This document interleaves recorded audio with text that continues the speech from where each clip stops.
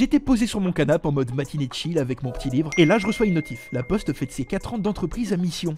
Bah bien joué les gars, mais c'est quoi une entreprise à mission? Ok, donc en gros, une entreprise à mission fait du profit comme les autres entreprises. Mais en plus, elle cherche à avoir un impact positif sur la société. Comme ses engagements varient d'une entreprise à l'autre, je me demande bien ce qu'il en est pour la Poste.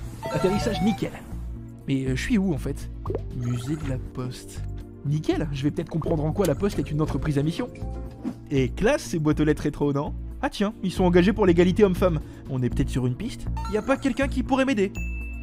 Stéphanie m'explique qu'en devenant une entreprise à mission, la Poste s'est engagée à développer un numérique responsable, à protéger l'environnement, à œuvrer pour l'inclusion sociale et à développer les territoires. En gros, elle s'attaque aux gros problèmes de la société française. Elle me dit aussi qu'il existe un comité qui évalue le respect de ces 4 engagements pour vérifier que la Poste les applique bien. Merci Steph, à bientôt sur le ring! Ou pas. Mais quel hasard, une pièce! On parie que je m'en sers dans 2 minutes? Ah ouais, à l'ancienne le biclou, 0 vitesse, ça faisait les mollets. Et vive la mobilité douce, hein! Ah, attendez, regardez au loin. Ça ne serait pas les fameux membres du comité? Devinez quoi? C'est là que je ressors ma pièce. Ça part sur un pile ou face? Pile. Désolé Franck, on parlera de ski et de rando une prochaine fois. Du coup, j'ai parlé avec Christian et voici ce que j'ai retenu. Par leurs activités, toutes les entreprises ont des impacts positifs et négatifs sur la société. Le problème, c'est que ce n'est pas pris en compte dans leur profit. Le rôle du comité de mission, c'est d'aider la Poste à prendre en compte ses impacts et comment elle peut agir en faveur de l'intérêt général. Par exemple, pour réduire ses émissions de CO2. Ah, il m'a donné un 06 pour choper encore plus d'infos. Ah tiens, parfait. Rien de mieux qu'un bon vieux téléphone grésillant d'époque. Comme chez mamie. Bisous mamie. Bim! Encore un atterrissage nickel. Mon investigation m'emmène maintenant dans une plateforme de préparation et de distribution du courrier. Au musée de la Poste, j'ai compris qu'une entreprise à mission doit prendre en compte son impact sociétal et contribuer à l'intérêt général. Salut poto! Ok, gros vent. Objectif du jour, découvrir les actions environnementales de la Poste mises en œuvre dans le centre. On part découvrir le lieu, mais avant on rigole pas avec la sécurité. RSE, ça doit être une piste. Qu'est-ce que ça veut bien dire? Ah, c'est parce que c'est l'une de leurs initiatives de recyclage. Sympa la veste. Mais ça doit pas être que ça. On parie que derrière cette porte, il y aura une personne qui va me donner plein d'infos. Bingo!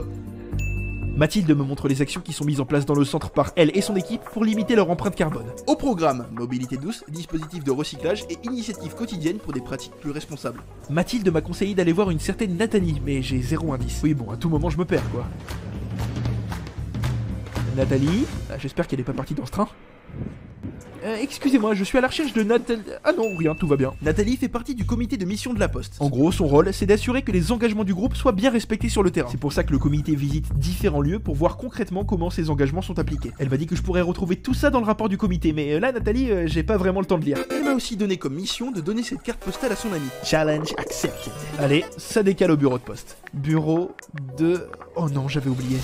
Et hop, encore un atterrissage sans égratignure. Ok, alors petit récap de ce que j'ai appris. Au musée de la Poste, j'ai appris qu'en tant qu'entreprise à mission, la Poste a pris 4 engagements. À la plateforme de courrier, j'en ai appris plus sur leur engagement en faveur de l'écologie. Et ici, qu'est-ce que je vais apprendre? J'ai aussi une mission secondaire. Je sais que ça fait beaucoup d'infos, mais il faut que je pense à donner la carte que l'on m'a confiée la dernière fois. Ah cool, un distributeur. Et quoi? La téléportation, ça donne faim. Ah, bah c'est des enveloppes. Bon, go trouver quelqu'un pour que je puisse donner la carte à sa destinataire. Allez, ça c'est fait. Maintenant, retour à ma quête principale. Tassadit est super sympa. J'en ai profité pour lui poser 2-3 questions sur les engagements sociétaux de la Poste. Elle m'explique que la Poste s'engage contre l'électronisme en accompagnant ses clients dans l'utilisation d'outils numériques et d'applications comme celle de la banque postale. Elle a un rôle de soutien pour l'accès en toute sécurité aux services administratifs en ligne avec l'identité numérique. Elle m'a demandé des photos des tout petits robots jaunes du Tillet. Mais attends, des robots? Tassadit m'a dit que Fabien m'attend là-bas pour en savoir plus sur l'entreprise à mission.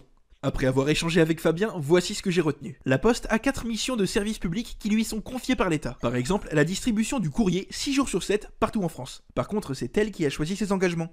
En fait, ses missions de service public et ses engagements en tant qu'entreprise à mission sont complémentaires. Par exemple, la Poste contribue à la cohésion des territoires. Elle facilite l'inclusion sociale en utilisant son réseau de bureaux de poste. Dans certains d'entre eux, elle accompagne les habitants dans leur démarche numérique pour qu'ils accèdent à leurs droits. Bim! J'étais sûr que c'était ça. Je me demande du coup si à la Poste il y a un lien entre l'entreprise à mission et l'emploi. Fabien m'a dit d'aller voir une plateforme Colissimo. Il veut que j'envoie des colis? Allez, je connais la chanson.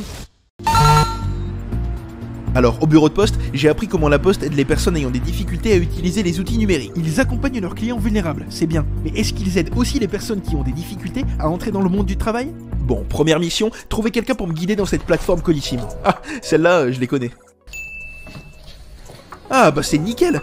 Je vais pouvoir demander à Mickaël s'il connaît les petits robots jaunes dont m'a parlé Tassadit. Heureusement que j'ai quelqu'un avec moi, sans ça c'est sûr que je me serais perdu, ou retrouvé sur le tapis avec les colis. Ah c'est ceux-là dont Tassadit me parlait. C'est vrai qu'ils sont mignons. Bon après ça me fait un peu penser au robot aspirateur de mamie, je vais lui envoyer une vidéo.